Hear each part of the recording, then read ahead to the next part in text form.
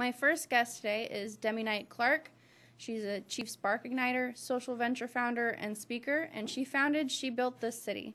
And I will be bringing Demi on for a Zoom call to discuss She Built This City. Hi, Demi. Hi there. How are you today? Good. I am, it's about 2 o'clock Eastern time. I'm in Charlotte and I'm sweating my face off inside our Airstream. So you can see this is our mobile tool lab. So I'm sorry if it's a little wonky on the, it sounds like I'm in a tin can because I am.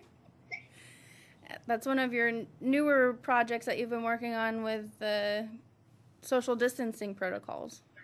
Correct. So much like so many companies, right? Nonprofits are the same. We've had to adapt and really pivot behaviors and programming with kids out of school and kids not doing camps. And we figured out back in April when we didn't know what we were going to do. We were a brand new nonprofit, had some good significant funding, and I had always had this idea. And so again, like a lot of companies out there, especially in manufacturing, having to figure it out.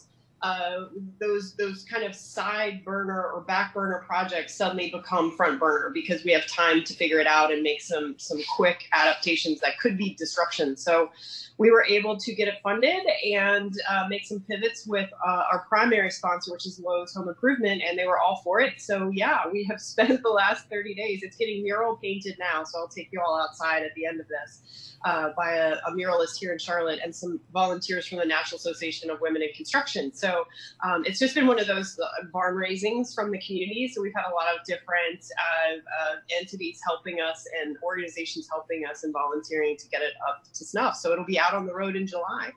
That's amazing.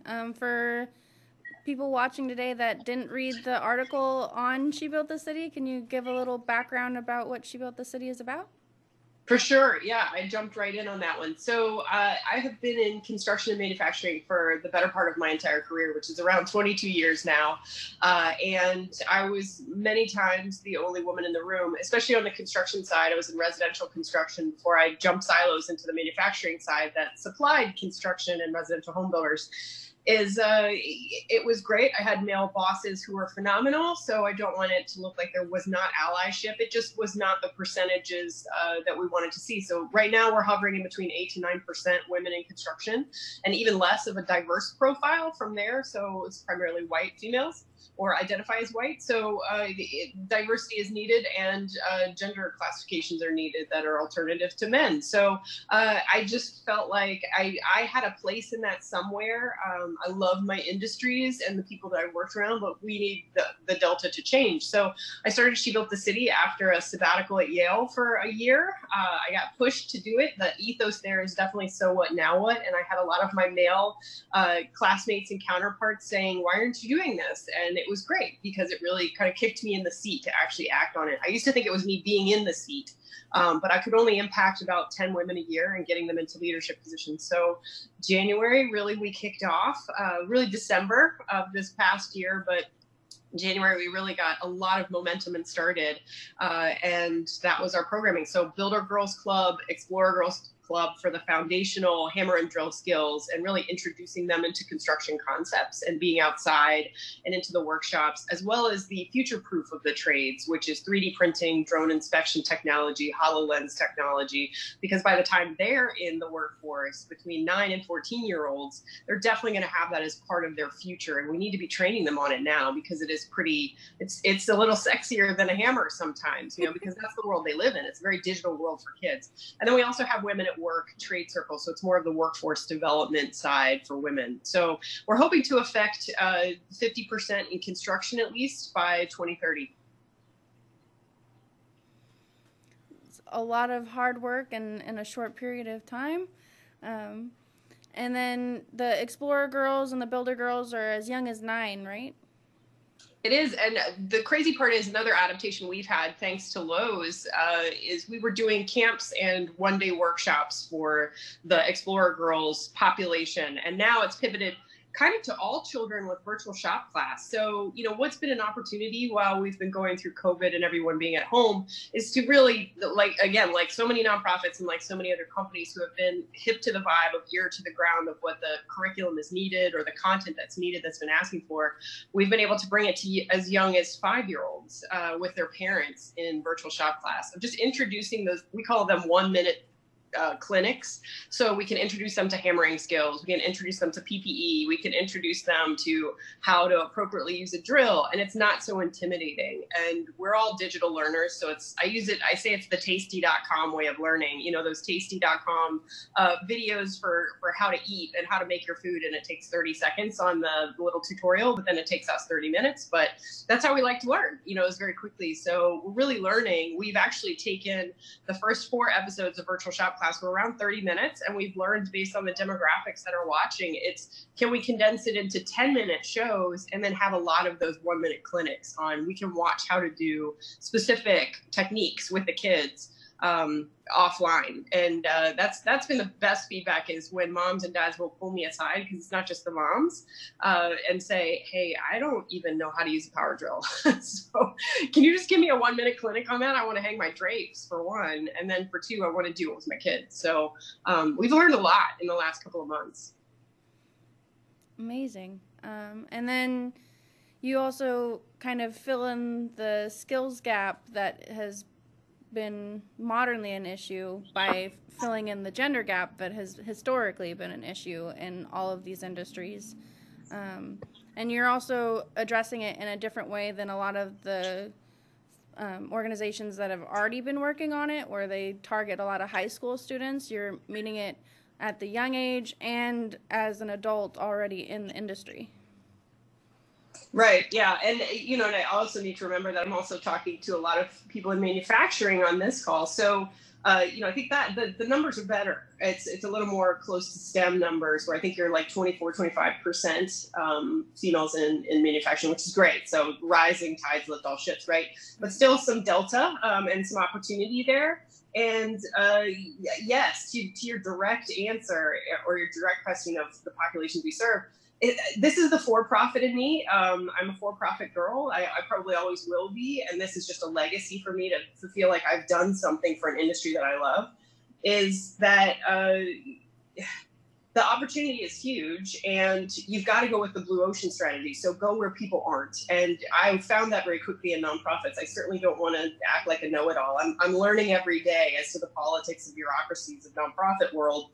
But what we can teach a lot of times is the fact that you've got to look where there's no other real true competitors for grant money, for relationships and partnerships. And we will always be that category for She Built the City, is to say, okay, where can we can have that kind of collaboration, where if there's someone close to, say, doing the same thing, we can either gang up on it, and then we'll pivot a little bit on our programming to the 3D printing, or we'll pivot and just do a pick and roll to a little bit different, to where we still can be in that blue ocean. And I really found that with opportunity. So let's talk more impact rather than me sounding for profit like I'm trying to go get money. Is the middle school was really left behind. So a lot of the CTE programs, or careers in technical education, engineering programs, et cetera, are all focused on high school, whereas the middle school is just a huge, vast, really wasteland of nothing. I think 14% overall is a statistic from Generation T, which is one of our partners of 80 different organizations who have committed and taken a pledge to get more diversity in the trades. 14% of our secondary schools in America actually have CTE programs, and primarily, I think about 12% of that is at the high school level. So we saw Builder Girls Club, which is middle school, so 12 to 14-year-old girls, as a huge opportunity. It is for boys too, but we're just more, the impact level and the passion level for us is to change that 9% as well. So, you know, it starts as young as 5 to get these kids in a workshop. We're finding that too. Again, they're digital kids, and that's a great thing. You know, they're just leaps and bounds beyond learning capacities that we were, me as a kid of the 80s, and even in the kids of the 90s and early 2000s. However, we've dropped that real hands-on skill. And so we want to bring that back and marry the two together. And then in the middle school, we want to support those kids so that, you know, for She Built the City specifically, we're looking for them by 8th grade to be able to test out and say in that individual graduation plan that they start doing in 8th grade before high school, I am interested in the trades, or I would like to go into a STEM direction, rather than choosing straight 4-year college degree. They can also be comfortable, and we're trying to destigmatize that undecided, because they're not giving up by saying undecided. They truly are undecided.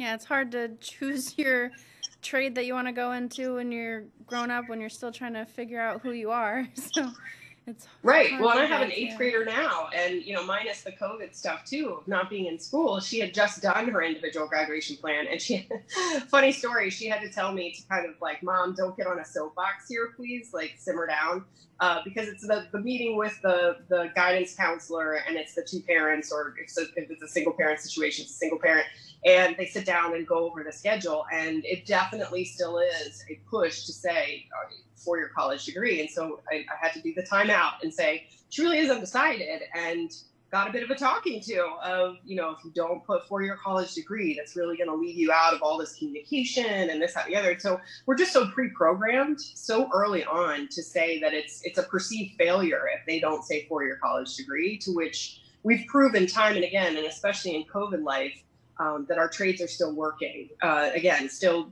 kind of sticking to the trade, even in the manufacturing side, as many of these companies know that are part of this group.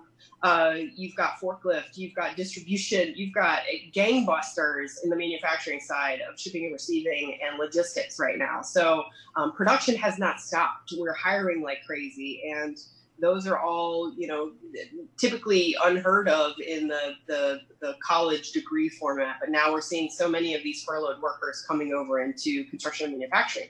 So I think it's a positive. And again, it's an opportunity for us to destigmatize some of these roles. I'll stick to the forklift because it's very top of mind for us right now. We're talking about doing seats with United Rentals in their United Academy for forklift, and also OSHA 10, because forklift is so sought out right now. It's upwards of $30 an hour, full benefits, signing bonuses for companies. And again, I'm sure many of the people on this call who have distribution centers, et cetera, are in that same boat, saying, yep, we just hired 10 last week. And there's only so many places you can find them. You need to train them. And so we're doing workforce development partnerships really with this Airstream, where we can go park.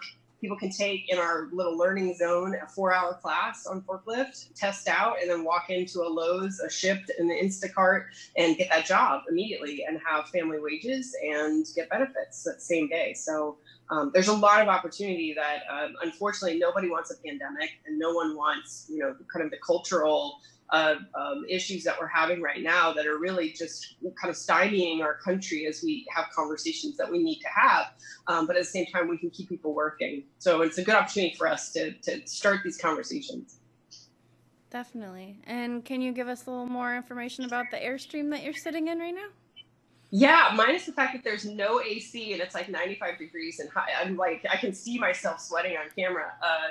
We're not hooked up with the generator today. So right now we're gutting it. So you don't see much in it. So I'll not make everybody sick, but that will be the learning zone behind me. So this is just tool storage in here. So I will be doing that next weekend. We're building a banquette.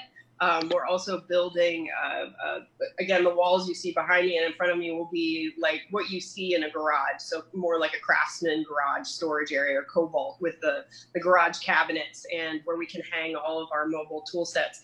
But really, this is a mobile tool lab that has not only a 3D printer and some of that future proofing of the trades I was talking about earlier, as well as some laptops. We'll have a wireless puck in here so we can do some of that training for the workforce development seats, but then also train in some of these communities where we want to teach them 3D printing to teach men and women to fish, quite frankly.